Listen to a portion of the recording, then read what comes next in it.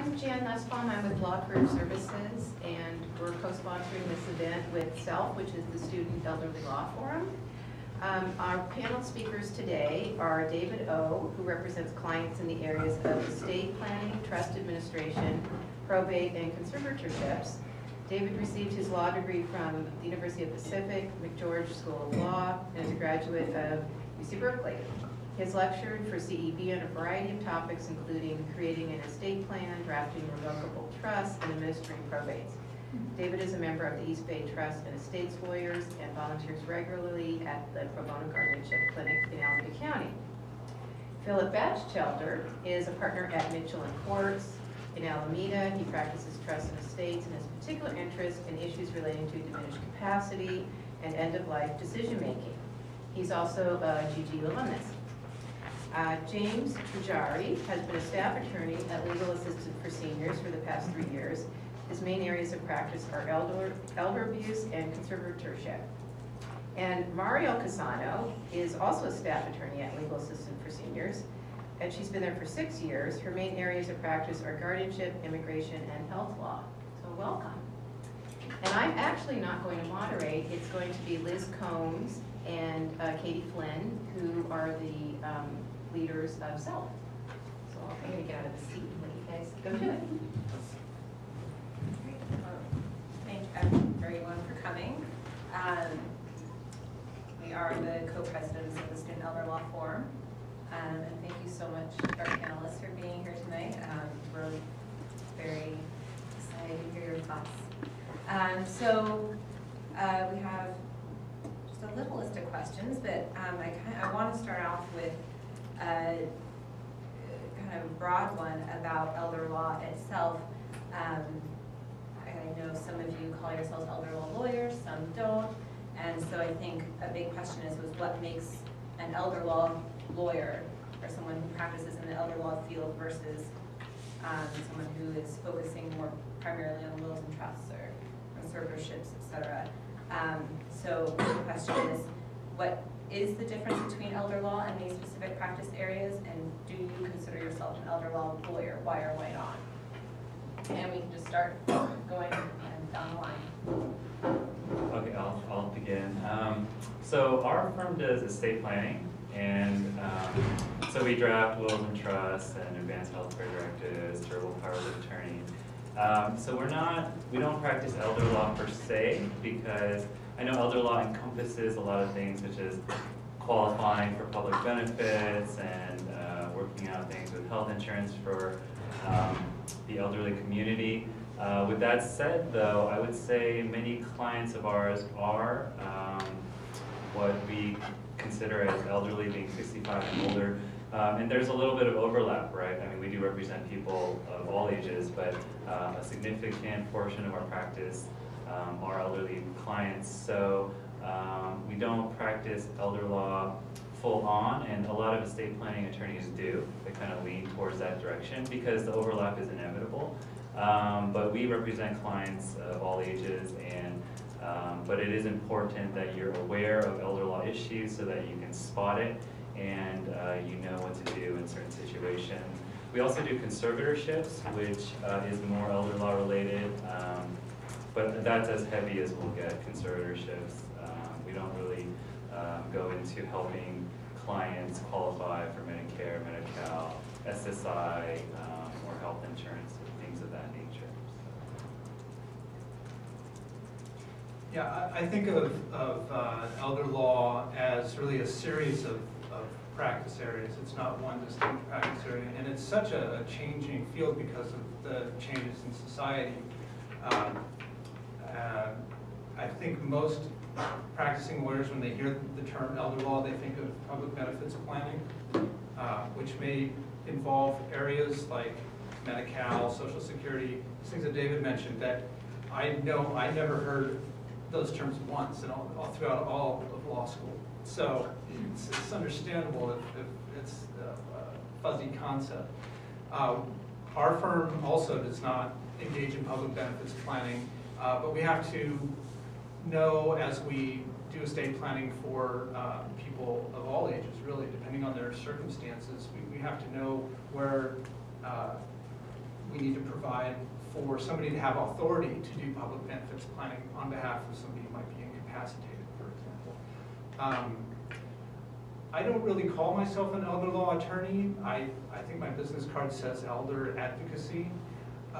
So much of what I do touches on issues relating to aging and incapacity. And we're all, including all of our clients, on this trajectory at some point. So we might create an estate plan for somebody who's young and healthy, and eventually it can come into play. They may never update it. But what I strive to be is somebody who, if I can't help a person with an elder law issue, I hopefully know where to send them.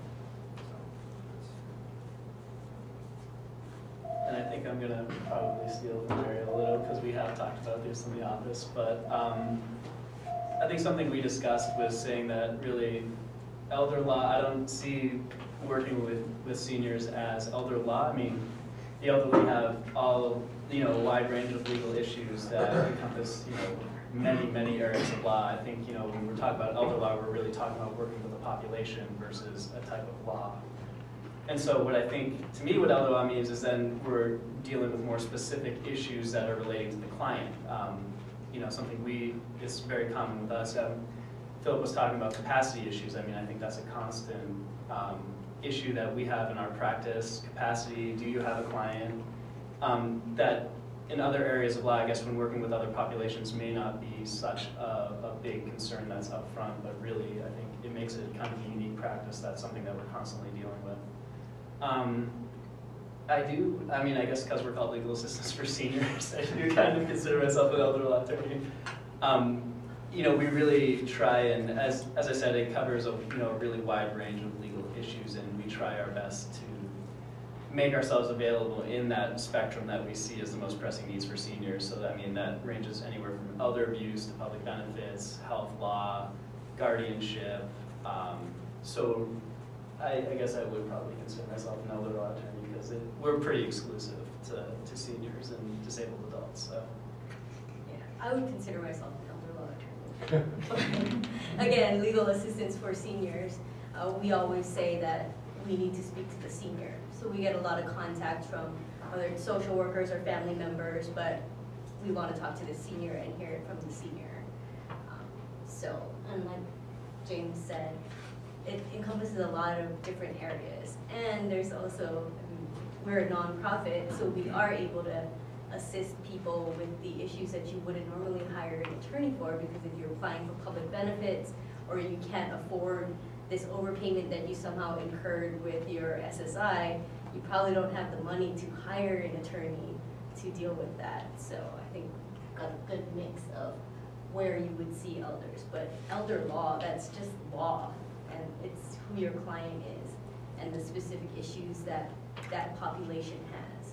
And in our practice area, or in our agency, we have a wide range of ages that we consider seniors. So it changes, and in the population, so restraining orders, it's 65 and older, because that's what the law is, but most of our clients are 60 and older, except for guardianship, because we have a lot of young grandparents, so we change it to 50 and older. So for us, even what is an elder, that varies. And when you practice in elder law, you also see healthy aging or successful aging and not so successful aging. You can have a 60-year-old client that is so bad off compared to a very functional 85-year-old. So you see a wide range. So that's interesting. Just to ask, jump ahead a little bit in our questions, I'll come back. But to follow up on elder law, it sounds like it's a very broad term that is meant to encompass a lot of practice areas, but specific for a very a specific population for people who are considered elders. Is it something that you would want to not label yourself because it's limiting in some way? Maybe not for you guys, but as much for David and Phil? It may limit, but I think that it's a specialized area even within the broad estate planning community. So we'll know who the attorneys are who practice not only estate planning, but are also good specifically with the demographics of elders in their, and they'll tailor their practice towards their needs of their clients. So I think it's a good thing. It kind of makes you stand out if you are not only an estate planner, but someone who also is specialized in elder law as well. It just is that much better. So if it's out of our range, then we know we have a list of elder law attorneys who do both estate planning and elder law, and work regularly with the specific issues that that older people have, whether they're planning their estates or they're applying for benefits or have landlord-tenant issues or applying for, health insurance or things like that. So I think it's a good thing. Yeah, I would concur with that. There's no downside. Great. But I just want to reinforce that it's good to know where, for me, it's important to know where my boundaries are within that and to know where I shouldn't try to tread where I'm not competent. So to know where to contact those people or to refer them altogether or to consult with somebody who is in the know. So it's just good to know where. Because it does seem like such a wide area of practice. It's where your expertise must fall, navigate in terms of jumping from one issue to the next. You're talking about landlord-tenant issues and conservatorship, and benefits, which I know are all complex issues of law in and of themselves. So, Sure. Thank you guys so much. One of the questions we have, and kind of pertaining to being transitioning from a student, some of us are 3Ls looking to go into elder law. How did you enter the field of elder law and why? or if you're not elder law. Oh yes, right. Sorry. Or otherwise. or the specific area of law. You start on that. Go Okay, ahead. I'll start this off. At least for nonprofits, I'm not sure about firms.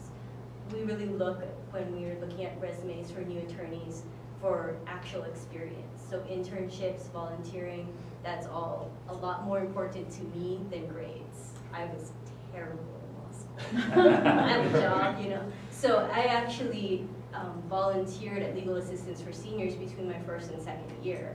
And I really enjoyed it, and I continued throughout law school to come back on Fridays or whenever my schedule permitted and continue to maintain that relationship. And I just kind of hung around until I wore them down and they agreed to hire me. So before the bar started, I floated the idea around, and then I went back after I was done with the bar and got myself a job. But to get into the field, a lot of times, especially for nonprofits, it's putting your name out there and making sure that you're making connections, and not just with attorneys or people that already have jobs, but even with your classmates. Like being a part of this organization or attending events like this, because if your friend finds a job and knows that you're interested in the field, when they hear of an opening either at their organization or another organization, you want your name to be the first name that pops into their head.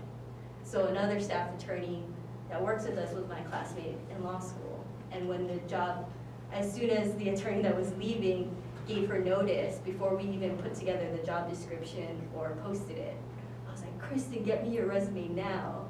And she's been working at LAS for 5 years now with us. So I think it's just making sure that people know that you're interested in the field and that you're really committed to it. So when people are reviewing your resume, they not only have you have an awesome resume because you have all this work experience, but you have a personal recommendation from someone they know and trust.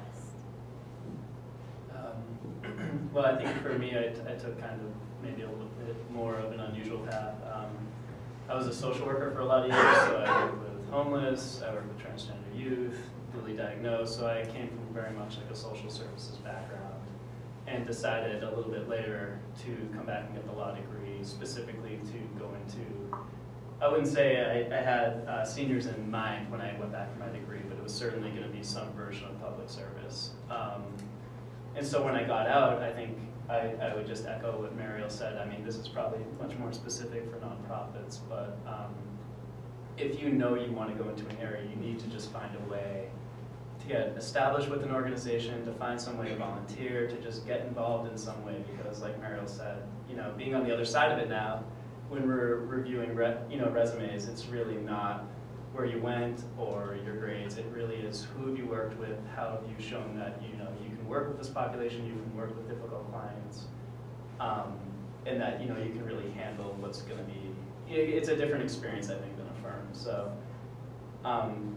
when I got out, I think I was volunteering in the city at Homeless Advocacy Project for the San Francisco bar, and similar story, after I hounded them enough and showed up at their doorstep enough days in a row, they let me volunteer. And then I think,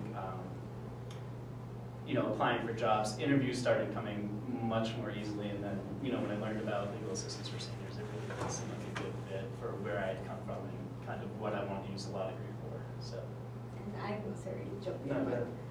I remember when we were hiring for James's position, the things on his resume that stood out was his experience with the difficult population and all of his volunteer work. It wasn't, I don't think I even remember that he went here or anything like that. We never asked for a transcript or anything. It was just, can he handle our clientele, and then were his references solid? When we called those people, what did they say about how he interacted or presented himself to the population that we were dealing with?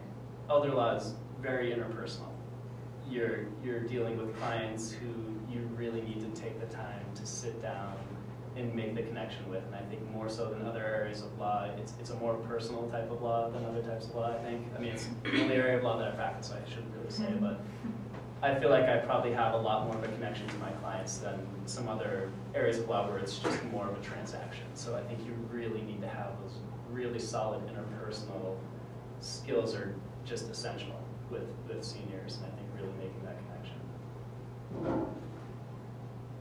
Yeah, I agree entirely.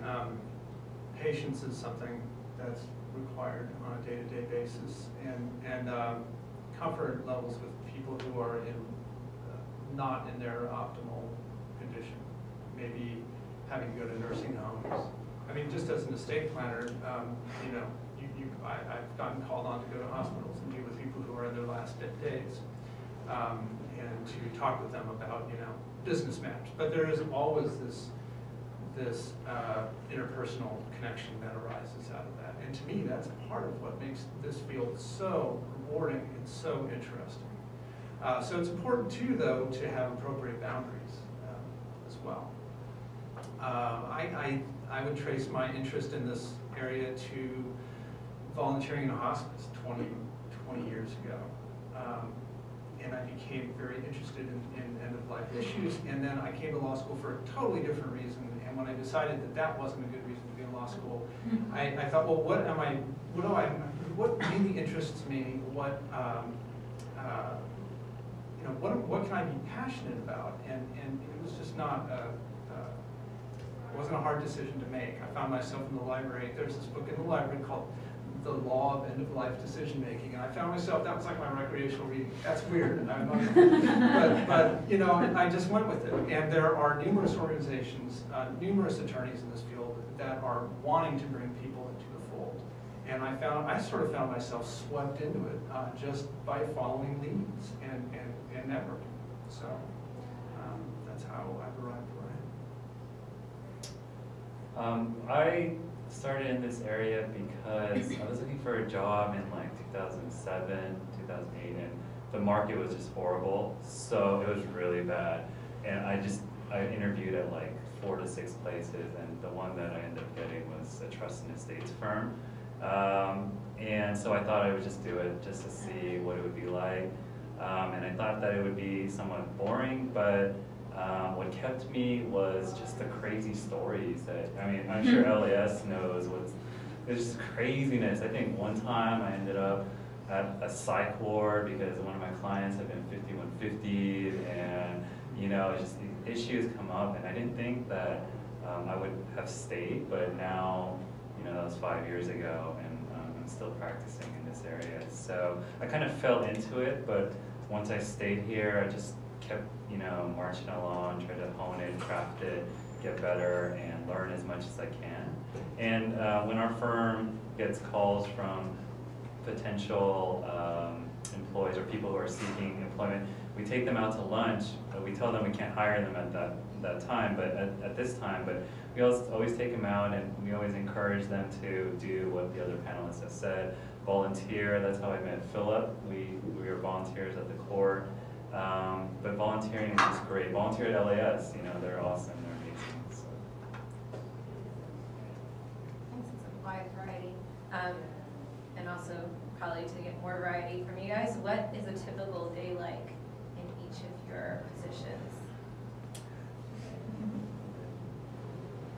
I think every week, at least 2 or 3 times, maybe twice a week, I'm in court in the mornings. So either in Berkeley or Martinez for Contra Costa County, sometimes in San Jose for Santa Clara County. So in the morning there'll be court. If it's not court, then I'll be in a client meeting who either wants to plan their estate because they're thinking about passing away, or they're in our office because someone has passed away and we're helping them with the administration of probate or a trust. So in between court and those meetings, I'm either answering emails or drafting pleadings. So I just feel like a writer, you know, just writing all the time, so that I can go to court the next week. And what are the cases usually like when you're there? What is your courtroom experience? So we do conservatorships. When they're uncontested, they're fine. You just have to get through the court. You have to get through the judge and the probate examiners, and they're all great. When it's contested, anything can happen. There's like so many people in the hall. You never know which one's, you know, going to show up for your case and object. You know, bailiffs have to be called sometimes. People are shouting. Sometimes the conservatee doesn't want to be conserved either. So they'll just, you know, they'll throw a fit. Sometimes they can't help yelling in court. Or sometimes I'll be there in a guardianship matter and babies are crying. And, you know, it's just a wide variety and you never know what to expect at court. But, you know, I like being in court better than being at the office. You know, so.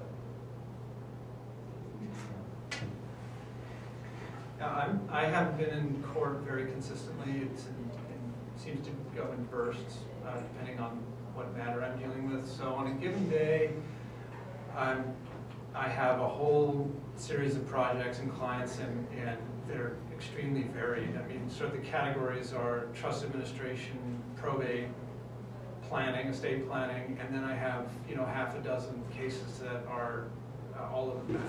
So including some litigation, which keeps me very busy and pretty stressed, but only in short bursts. So yeah, basically on a given day, I'm just trying to keep everything moving along, doing something related to one matter and then moving to the next, and just really trying to keep everything in progress.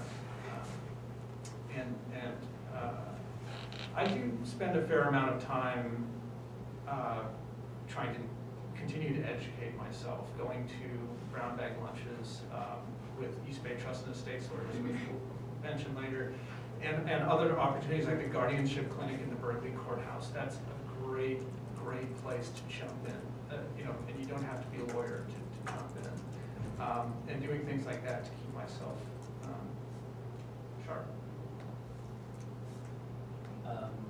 I probably have a pretty unusual lawyer day-to-day.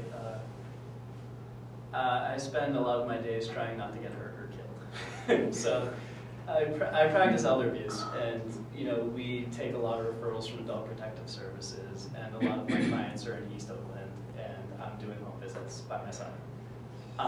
Last week, you know, for an example, I, you know, had to coordinate with OPD and another family member to basically go through the front door, find out if the elder's alive, and then we ended up moving the elder out within 20 minutes. So it turned from lawyering to let's put some cardboard boxes together and let's get him out of here in one piece before the abuser comes back, who is dealing drugs, knives, guns, runs the gamut.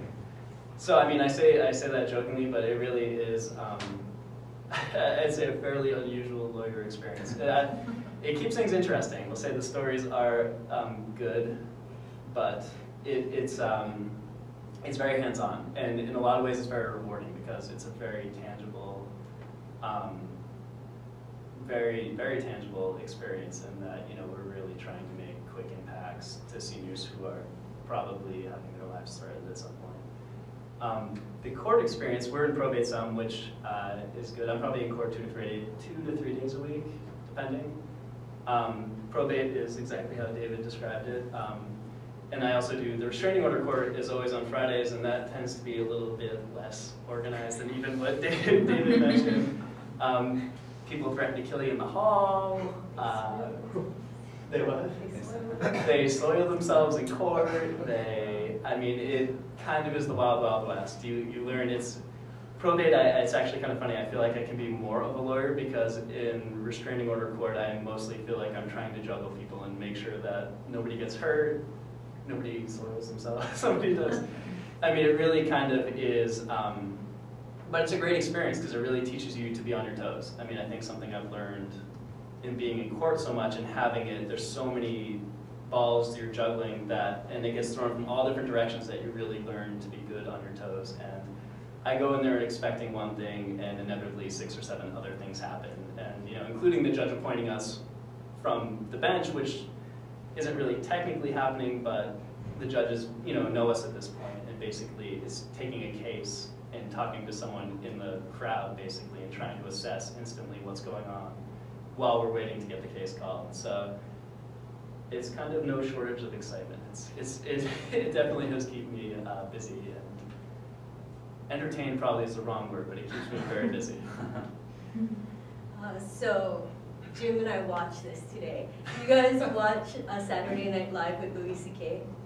Anyone see it? So he does this monologue bit where he talks about helping this old lady that fell down in JFK, and he was like, I went from helping an old lady to having an old lady. And I was like, that is so our life. Like, I had an old lady this morning. I was in immigration, and she's testing in English, but she's pretty much monolingual Chinese speaking. And she's talking to me in Chinese, and I'm trying to talk to her in English, and then we went on BART together. So I went from helping her, being her lawyer at immigration, to being like, going through her purse, helping her find her BART card, and then it was her senior BART card, so I didn't know, like, can you just go and feed it into the machine to add money? And I was like, you need money, and she's like pulling out loose change, and so that's, it's having an old person. Jim deals with a lot of the fast-paced stuff in our office, so his turnaround time for elder abuse is a lot faster than the areas that I practice in.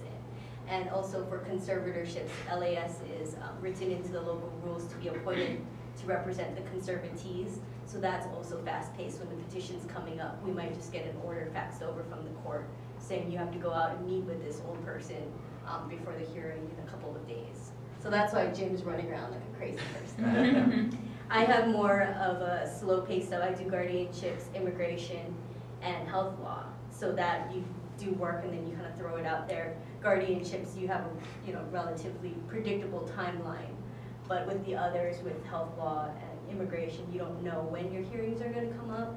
So I go in waves. Sometimes I'm really busy and out of the office a lot, and sometimes I'm one of the attorneys that's more predictably in the office.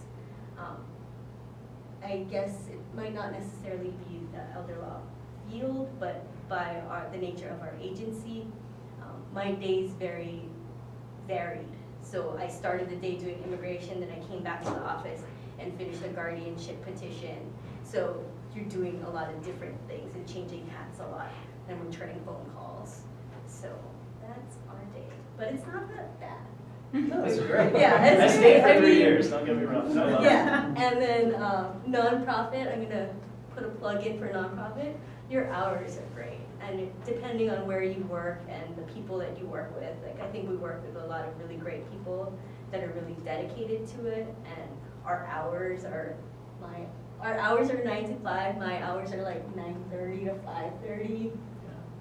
Starts the day with coffee, and it's a lot more. We don't bill for our time with the exception of conservatorship, so we do a lot of work, but it's a good work-life balance. Absolutely. What about your offices, hours-wise and work-life balance-wise? I want to point out that my impression of LAS, and I've interacted quite a bit with your colleagues, is that they're a very functional, very together nonprofit. So I wouldn't say that, I wouldn't make a blanket statement that working for a nonprofit is going to have reasonable hours. That's not true. I mean, I come from the nonprofit world prior to law school, so at any rate. And I would put in a plug for the National Senior Citizens Law Center in Oakland. They are an unsung hero of this world. They're mainly focused on policy work, but they do some impact litigation that's really important, and they're just top-notch people. And they do typically take on clerks, I think one at a time. So check them out. My typical day is really varied, and my hours, I think are very reasonable compared to what you hear about for a lot of attorneys. I don't have to meet some billable hour requirement, so I set my own hours. Yeah, me too. I mean, trust and estates firms aren't as rigid as some other practices of law that require you to meet this number of billable work or to work these hours. It can vary for me too. Last week I was in mediation for about 13 hours. Today I had like CLE this morning, and now I'm here, so which was great. So it varies, but the hours aren't as good as LAS for sure. I can actually attest to what Jim and Mariel said because I work there, and Jim actually has a hoodie that he leaves at work. So the days that he goes out to, sketchy areas, people wear something other than a suit. Yeah, I might be the only lawyer who's dressing in ripped jeans and a black hoodie, looking like I'm trying to go buy drugs. So. But along the lines of it being, having to do that kind of thing, what are some of the difficulties of your jobs?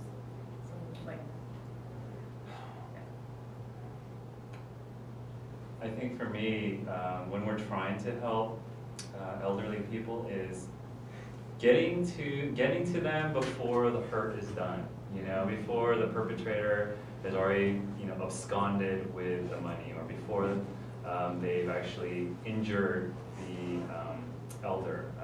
Getting to the person before the harm is done, before it's too late, is difficult. It's tough. Usually they come when it's too late.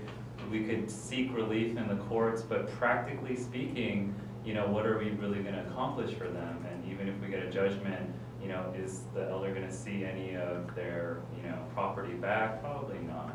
And then secondly, from a private law firm standpoint, the elderly community can't always afford our hourly rates, to hire an attorney is expensive, and to go after someone who's taken their stuff is probably going to require litigation, which is even more expensive.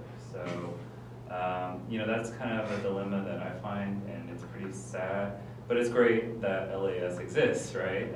Organizations like that, and which is a big reason why our office is a big proponent of LAS. I think they do great work, but getting to them before the harm is there is a difficulty that I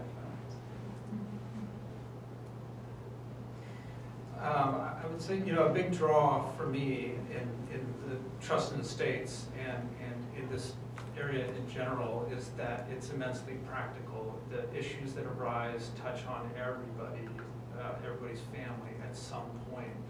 And that has great appeal to me, just that it's really practical knowledge base to have friends, neighbors, family. And at the same time, this sort of means that I'm constantly reflecting on the issues that my clients are facing. When I'm sitting across the table from somebody who's struggling with their capacity, I see myself reflected in that person. And so this is both rewarding and terrifying at the same time. So it's a constant kind of meditation that I need to get away from at times. And my wife is a hospice nurse, so it can be difficult to talk about other things at dinner.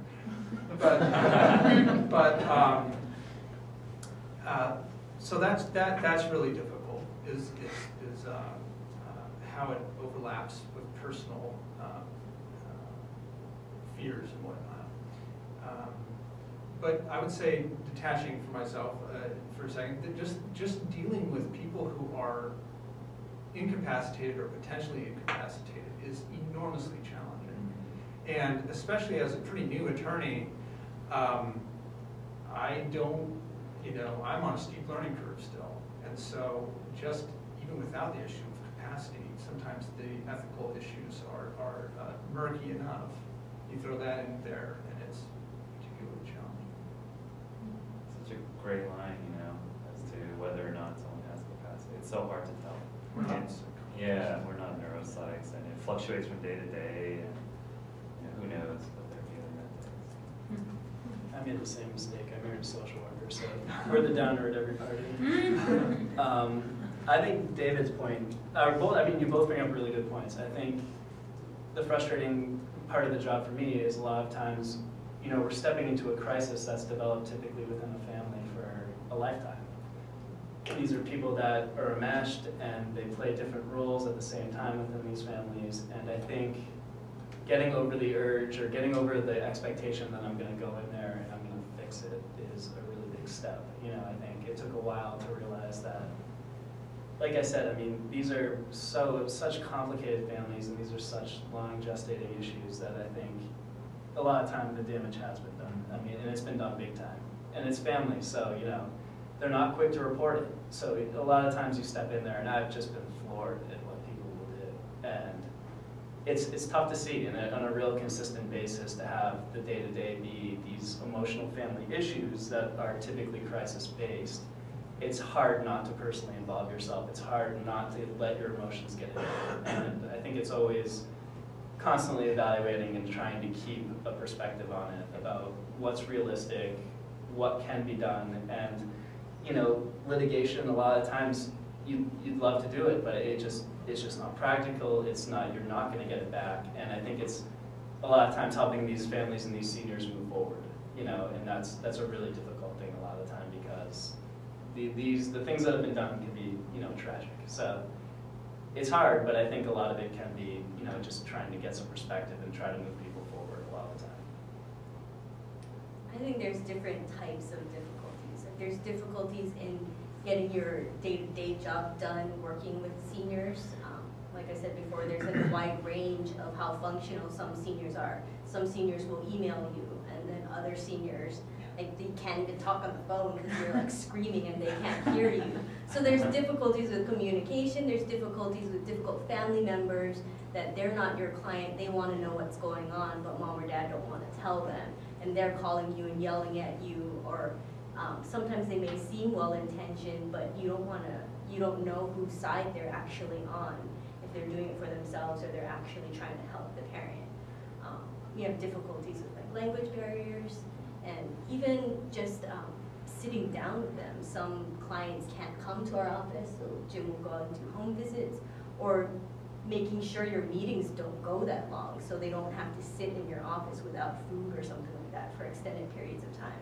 So there's those difficulties, and then I think just the difficulties of dealing, like they were saying, with the emotions, and knowing that you won't be able to fix everything. We get a lot of, what do you do? People that get all mad at us. What do you do then if you can't help me? It's like, I can't fix your life, Sometimes there's just stuff that we can't do. Or it's just you're not going to get it back. You've been wronged, but there's just, your grandson spent all the money and you're not going to get it back if he doesn't have a job. So there's those difficulties. I think people deal with it differently. There is a training on dealing with being in constant crisis mode and being exposed to people in their worst or saddest times.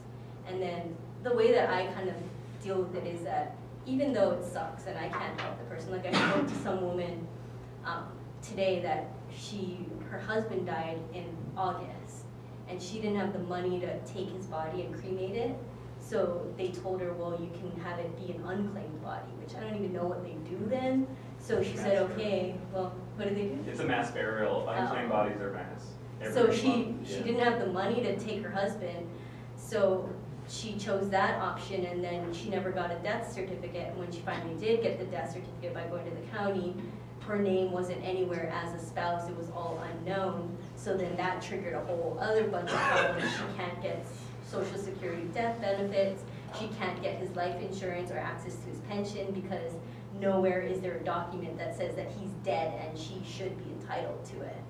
So she wanted to know what to do, and she said she had already gone to the county and gotten the form, and she has to mail it to Sacramento. And she was just crying. She said, I know what I have to do, I just can't bring myself to do it. And there's nothing that I could do, but, so you can take that and be like, well, that was really crappy and sad.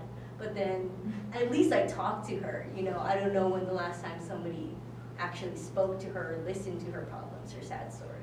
So just taking like tiny victories and knowing that it might not have helped her fix her problems, but at least I sat and listened to her. So sometimes that's all you can do, and it might not feel like a lot, but it could mean a lot to the person.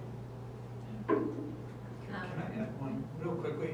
It's really easy to over-idealize old people, but they're just humans like anybody else, and they can be very difficult, totally irrational, vindictive, and everything that anybody else can be. So that in and of itself can present a whole range of difficulties. And to kind of put that on this flip side, what is what's something you've done that you're most proud of, whether it's work with a specific client or developing an area of expertise, or just a mode of communicating with people that you feel proud of and that you've developed on your own so far in your career? We'll start. I think from a personal standpoint, in this area of law, it has to be about the people you help, right? And it's so cliche, but you're not going to get paid enough if you don't love what you do in this area of law, you know, and you'll find that out really quick. So, you know, if you're helping someone and they've lost their spouse, or you're helping someone and they've had property taken away from them, you're helping someone because someone important to them has died, they are in desperate need of someone to help them, whether it's financial, emotional, you know, it's probably all of the above. And when you can help them do that, it really keeps you earnest in what you do, and it's very rewarding, right? I mean, that's why we practice law. That's why we do this. Otherwise, you'll burn out and you'll be miserable and you'll feel like you're not getting paid enough and it sucks and all that.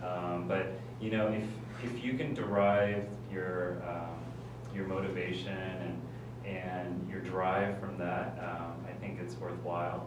And if you stay with it and you stick with it, you'll become good at it, like anything else. If you just practice, learn, be diligent, and you just stick with it. I didn't really enjoy this area of law when I started, but now 5 years later, you know, I'm still here. I'm still doing it. I'm gonna be writing a chapter in the conservatorships books for CEB. I lecture for them sometimes, and I've been practicing for that long. So you can gain a lot of experience. You can be good at what you do. Just be sure that you enjoy it. So it has to be, you know, for the clients. And when you get a desirable outcome for your client, it's truly as rewarding. You know, sometimes my clients cry, they send flowers, you know. They're my client for life now. They might not need me to do their estate plan all the time, but I get invited to weddings, birthdays, you know. And that is great, you know. Then it becomes a relationship, and that you can't quantify, and it's really worthwhile. So.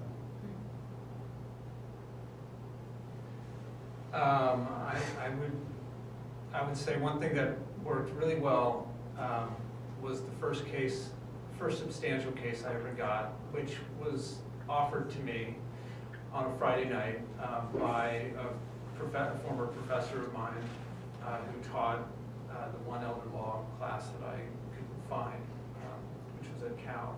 And you should all know that if you can't find the courses that you're looking for here, there's a consortium.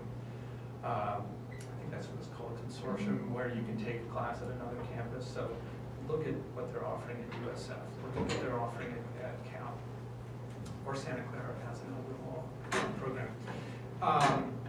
So I got this call about a very, very hotly contested conservatorship where there was an elderly woman who was in a hospital, and the hospital had filed a restraining order against the woman's family.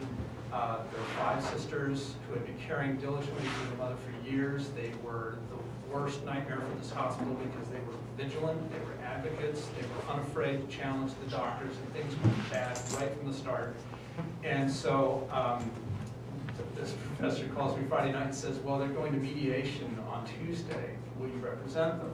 And I was like, are you kidding? No. but he was sort of testing me, and I said yes. And I spent the weekend reading medical reports and trying to get to know this family I was going to be representing. And they seemed like a bunch of nuts. But I said I'd represent them. So I show up on Tuesday, and we did the mediation. I love this family. They turned out to be anything but nuts. And it was, the long and the short of it is that what ensued was my first court proceedings, which were terrifying, but productive.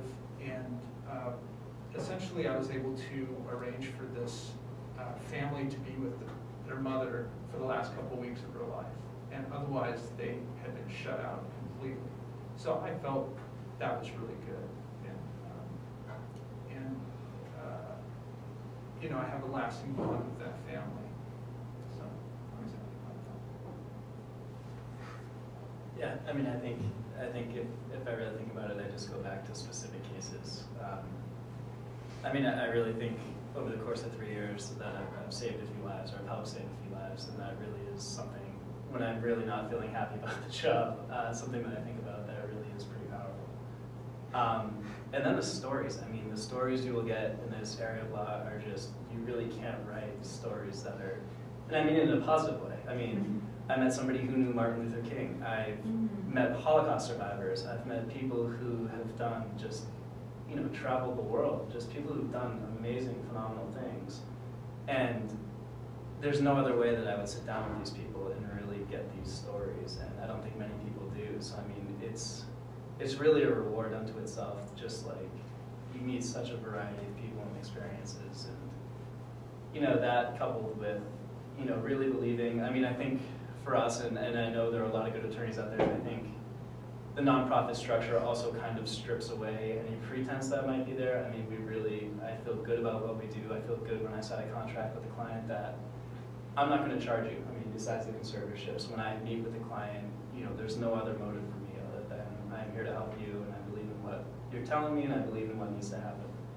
And that really is a pretty powerful tool when it comes to court, when it comes to everything we do. It really kind of strips it away. So I really am pretty proud of being part of that system, that I can really provide these services. And when the client asks, well, I don't have a lot of money, how is this going to happen? I say, well, that's great, that's how much I charge. So, you know, it has a lot of rewards. I think I'm, in my 6 years at LAS, I think I have helped over 100 people become US citizens. We help naturalize people, and that's ranging from helping them with disability waivers, helping the doctor write something that will actually pass to waive them out of the English requirements and US history requirements, or like the woman that I helped today, having her into the office and practicing the interview over and over again, so she's not nervous when she gets in there, which she still totally was nervous when she got in there, but being there with them. Yesterday, 3 of my clients, one from China, one from Bangladesh, and one from the Philippines, swore in at the Paramount Theater in Oakland, and they were able to go directly to the courthouse with their naturalization certificate and their ID, register to vote, and vote in their first presidential election. So like that's cool. And I've had one of my first clients before the 2008 election. He's this really old guy from Peru, and his son brought him in and said that his dad had been in the country since like the 50s or something. Never wanted to be a US citizen until Barack Obama started his presidential run. And then he got really excited and wanted to vote. So his son wanted to know, is there time for my dad to go through the whole process? And I said, well, we can't guarantee it, but we can try. And he was able to vote in that election. And for this past election, I had a 90-year-old woman from Eritrea. And she really wanted to vote. So I think in this past election, I know at least 3 of my clients yesterday were able to vote, and then that retreat woman is 90 years old. And that's nice. I mean, like we were saying, like, you know, seniors, they run the range, but they're people like everyone else, and they wanted to vote, and it was important to her. She's 90 and she wanted to vote. It's exciting. That's great. So should we ask one more question before we open up to advice? Yeah. Just in closing, if you guys, or other than the questions that we might have from the crowd, if you can just tell us advice on how to enter into the field of law that you enter into, such as classes, internships, connections, most important class you took, things like that. We can start going down this way. Bad advice. I say take advantage of clinics. Anytime your school's willing to give you credits to work outside, like law school kind of sucks, you know? Like I didn't like it, you know, and I did really poorly in it, and you don't have, it doesn't really prepare you for anything except the bar. And kind of teaching you, the only other thing that I can really think of that it really teaches you is being able to fact find and issue spot. That's important for being a lawyer. But getting out and, you know, getting internships and just kind of being out there, testing the waters. I came into law school thinking that I wanted to go into environmental law. So between my 2nd and 3rd year, I actually volunteered at an environmental nonprofit, and then I decided I hated it. And it was a bunch of rich people beating up on a bunch of poor people until they didn't have any money to fight anymore. So that was good to find out in law school, so I didn't pursue it once I was done and then hate myself. So I think just testing the waters, trying it out, getting your name out there, making the connections, figuring out where you can volunteer, and like I said, spreading the word among your friends that this is what you're really dedicated to, that you want to get into, so that, you know, the people that do get jobs before you will be looking out for you. I think something everybody on this panel has touched on, and I just can't emphasize enough, is you got to really be honest with yourself about what you want to do, because money is really not going to make you live the day-to-day, and you're not going to be fulfilled. I know a lot of happy attorneys, I mean that's the good news, and I know a lot of really unhappy attorneys, and there doesn't seem to be a lot in the middle, and I really think the key to the attorneys that I know that have fulfilling jobs and, you know, want to go to work are people that were honest with themselves about what type of law they wanted to do right from the start, and, you know, maybe that area of law is going to make you a lot of money, and that's great. I mean, that's awesome if that's how it works, but just be honest with yourself. And I think for me, it was the clinics, it was internships. I mean, until you get that hands-on experience as to what it is in the day-to-day in the specific area of law that you think you want to do, you know, you may have some idea, absolutely, and I'm not downplaying your experience, but until you really get into the day-to-day setting, it's really hard to imagine what a lot of these areas really mean when it gets down to nuts and bolts.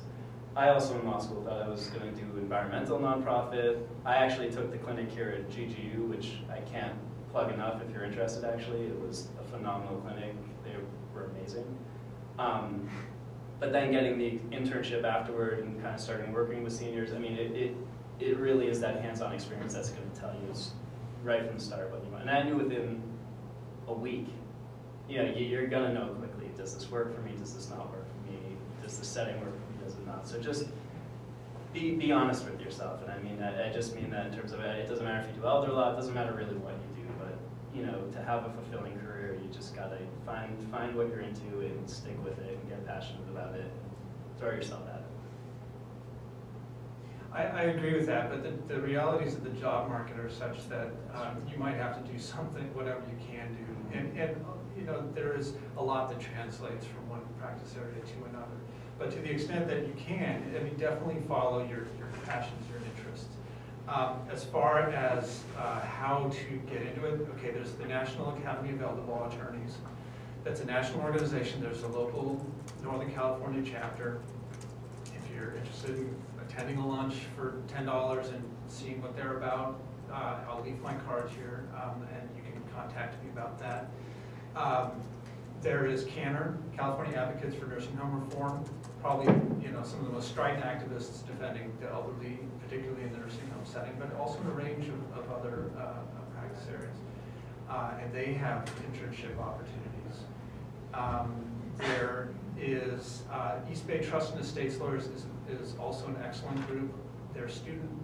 Their rate for full-on attorneys is really cheap, their membership rate, and they put on monthly brown bag sessions that are always well attended and great speakers, and a great way to get introduced to at least the East Bay Trust and Estates crowd, which I have to say is it's one of the friendliest, most welcoming practice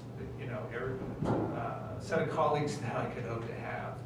And Phil's the vice chair of the conservatorship section. So, yeah. Well, but look at that. I feel it's such an honor because the rest of the people who are on the board are these very esteemed, very experienced people. And just within a few years from graduating, I was asked to play some role. This is a great honor to me. And I just think that they're top-notch people. And just network, you hear it all the time. For some of you, it's more natural than others. You know the word I'm going to say, network. Just, my attitude coming out of law school before I had my bar results was I started going to every event I could, and I started basically with the attitude that I want to be here, get used to seeing my face, I'm part of your community, and eventually that led to employment, which is a good thing. So networking, joining organizations, going to events, being active with the Student Elder Law Forum is a great way to reach out to any person, any practitioner that you want, to ask them to come to school and give a talk. And all of this will eventually add up to some kind of critical mass of associations that is bound to help you. And the guardianship clinic in Berkeley. That's excellent. Excellent. I would say that employers in this area of law are looking for experience. You just can't get around that. So you're gonna have to volunteer. That's the first thing we tell people to do. Volunteer. And secondly, if you can find a job in another area of law, even though if it's not what you want to do, just take it, because someone else is paying for your experience in law that might not be in the field you want to be eventually, but you're still learning something. There's still inherent value in that, and employers like that. So, but continue to volunteer. And your third option is get an LLM, whether it's in elder law or in advocacy or even estate planning. My boss is a professor in the GGU tax LLM program, so she's teaching estate planning or something like that. So get an LLM. It's expensive, but it could be worthwhile if it's right for you. So yeah, those are the main things that I would recommend. I do have a warning about, it is great and you guys should go out and make your connections and try your best to test the waters, do clinics, or you could even just go to court and sit and just watch the festivities, just so that your face, people start recognizing your face.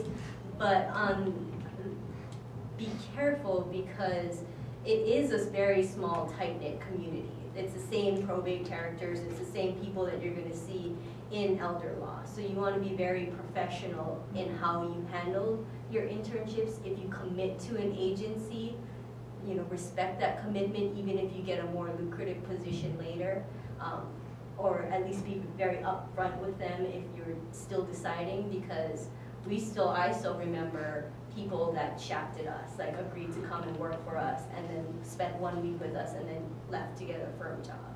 So it's, your reputation, you start building it now, for good and for bad. So if you are really unprofessional when you volunteer at the court clinic, or you dress sloppily or something like that, you're going to be, oh, that's the student from GGU that just showed up in jeans and a t-shirt and was really rude to our client or something. You don't want to be that person. You want to start building a really good professional relationship with everyone that you meet. Varial is absolutely right. Your reputation is so valuable, and the bar is so close-knit in this area that even if you start out with a ton of clients in the beginning, if your reputation's bad, it'll be the interview. So, and we remember, you know, attorneys remember. We all do. Yeah, or you'll be like, why does this name sound familiar? Oh, okay. Yeah. Yeah. Yeah, always remember. Questions from the audience? I was wondering, and this question might apply more to you guys than to you guys, but it's about the LLM and tax. How relevant you think that is for your, you know, estate planning, wills trust-ish career? How important that is, and whether you recommend getting it. That's something I'm considering. I'm a 3L, and I still haven't really made up my mind. I don't know if I can do one more year of school. So. I'm going to get one too. So Okay. I'm going to start this spring.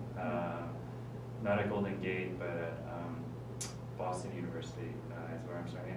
I was encouraged to do so by my employer because there's so much liability in estate planning, and you have to know your tax, especially with the expiration of the tax laws this year. It's all going to shake up. So if you can find a job without it, I would just go that route. But it would be good to have in the future. You know, estate planning, I mean, depending on what type of estate planning and what area that you want to really focus on, I would recommend it. But if you can find a job without it now, then go for it. That's what. But you're going to do it like at night and work during the day, like do it part-time? Yeah, and my boss was kind enough to say, you know, I want you to get this, so I will pay for the tuition. So yeah, it just I wouldn't do it otherwise. There's no way I would pay for it. It's just too expensive and too much of my time, and I just wouldn't do it otherwise. But if you can get a job and do the job first and see if it's necessary, and right off the bat, if you can afford it, then you know, and you have nothing else to do, then it wouldn't hurt. You know, I think, you know, a lot of times when you look at the job listings, it always says LLM tax preferred. You know, so I think it helps. But if you can find a job without it, then I would take the job. And that's why I didn't get the LLM right out of law school. I had a job, and I was really thinking about tax programs right after graduation, but I just had to start paying student loans, and that's what it is. Yeah, I work with a very seasoned attorney who is a tax specialist. That is so helpful because I'm not. I don't have an LLM, and he loves tax. And I think people who do tax work, I mean, a lot of them really love it. I mean, it's really either they love numbers or it's just the straight problem-solving abilities that they have. Regardless of whether you're interested or you think about an LLM, I would recommend taking a characterization of income, you know, with Professor Stanley if possible. Just really great class. I think That's where I'm going. We got thumbs up. My impression, because I'm pretty fresh from the job market, was that the big firms that still have trust and estates departments, they really do require LLMs. But I also know longtime trust and estates lawyers who say that they don't deal with taxes really at all. Maybe they have clients with really small estates, but again, the changes in the tax laws can throw that whole scheme into doubt very soon. So, and they just have tax people that they work with. Whenever they think they see a red flag, they consult, but they don't want to deal with taxes. So I guess that's possible. But yeah, again, it's an additional tuition to take on, and so it's not something to do lightly. If you can find work where you don't need it, I would recommend that to start. So I have a question for kind of all of you, and you kind of touched on this, but the emotionalness of the job, like how do you not take that home and like when there's families falling apart, when your clients are dying, when, you know, these things happen, you know, I mean, I did patent litigation before this, you know, who cares? But it's billions of dollars in companies, you know, whatever. But I mean, where these things are, you're working with these people and you're involved so much in their lives, and how do you not take that with you? I think it's a matter of practice, and I think everybody's different. Like just thinking in our office, people deal with it in different ways. Some people get really emotional and other people don't. Like I think that I deal with it well. I very rarely will go home and talk about my day with my husband, or if I do, it's like something really funny or ridiculous that happened, probably to him. But I think it's with practice, though. And like I was saying, you know, I try to see it as I did help. I might not have solved the problem, but I was there. And like Jim said, I didn't charge anything for it. So we can give more of our time than people that, you know, aren't in nonprofits. So that maybe is helpful to me. But just kind of changing my attitude. You know, even if my client is dying, I was there before they died. You know, I was able to do something. And it's sad when your client dies, but like I got a card, my client's daughter sent me like her obituary with like a picture collage that she had made of her mom. And I actually think that's kind of nice, you know. I mean, if you were able to touch someone in such a way that their family wanted to let you know that they passed. So I had this creepy picture of this old lady on my wall for a really long time, you know, because I think you just kind of, if you're working with elders, people are going to die, and people are dealing with really difficult stuff. It's just a matter of figuring out how you're going to deal with it. Yeah, I mean, I think for me, it's coming to some kind of realization that me sacrificing myself doesn't change the situation. It doesn't help. It doesn't help the client. It doesn't help me. So it sounds kind of callous, but I think for me, it's been learning to kind of detach in a certain way.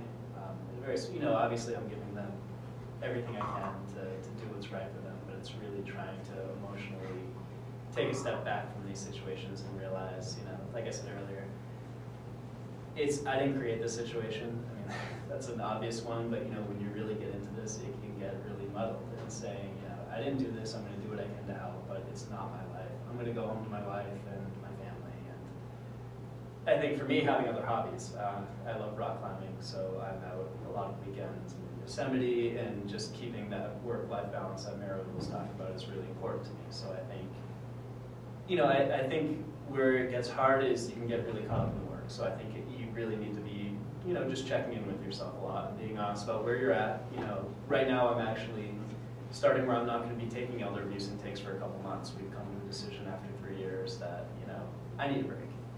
And it's not that I'm not going to stay at the agency, it's not that I'm not going to go back into elder abuse in a few months, but I think it's really being honest with me, with my boss, and saying, you know, hey, okay, time out, I'm going to take a small break here.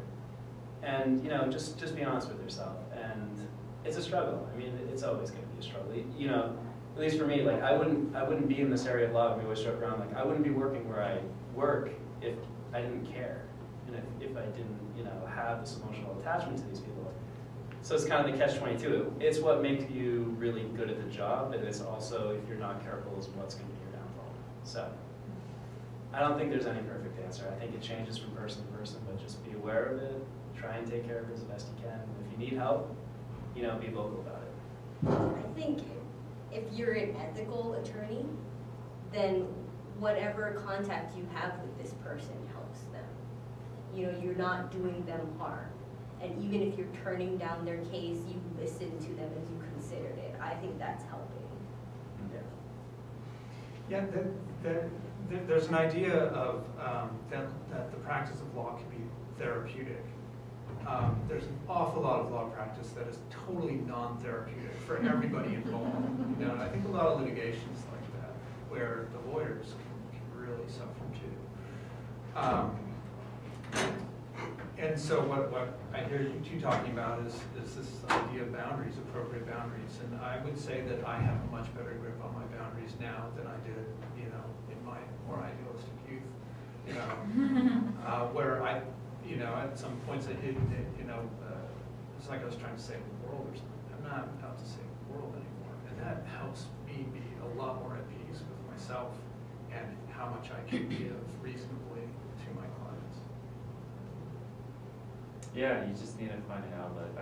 I'm not really that good at it yet, so even like today, it's heavy when I bring it home, and it's not good, it's not healthy, but just have to find an outlet. Luckily, my spouse is not an attorney, So she lifts me up when I'm down, but I mean, I'm just the person who still takes it home, and it's tough. But you know, just you just do the best you can. They don't teach you how to balance it in law school, you know. So you kind of have to come up with your own way. I mean, like in law school, you figure out, you know, everyone studies differently, everyone does things differently, but you know, everyone turns out okay. You just have to find your outlet. So I'm still trying to figure that out, but you know, getting better. Okay.